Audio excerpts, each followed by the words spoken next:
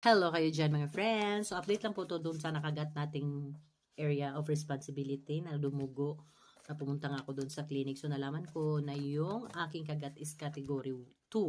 So category 1 is yung mga scratches, na scratch kunyari ng aso mo pero wala namang dugo, ng pusa mo, mga ganyan.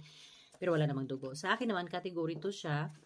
Nakagat siya pero hindi naman malalim, hindi naman niya sinadya, dumugo pa rin siya at kailangan pa rin na vaccine. So nga pala, kapag kayo ay nakagat, kailangan hugasan kaagad ng running water, sabunin, after that, lagyan ng betadine o di kaya alcohol. Alright?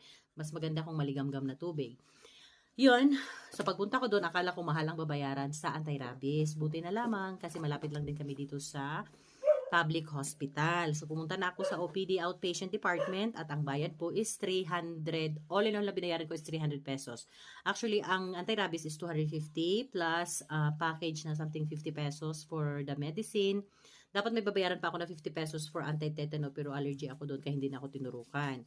Anyway, mga kaibigan, before ang sabi nila, 3 doses lang daw.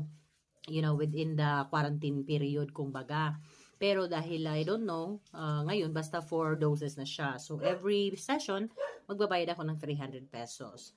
Pero kung kayo naman ay located sa area na, you know, malayo kayo sa hospital, malayo sa public hospital, or malayo sa clinic na nagbibigay na, kasi yung ibang alam ko sa Taguig, libre ang anti-rabies nila.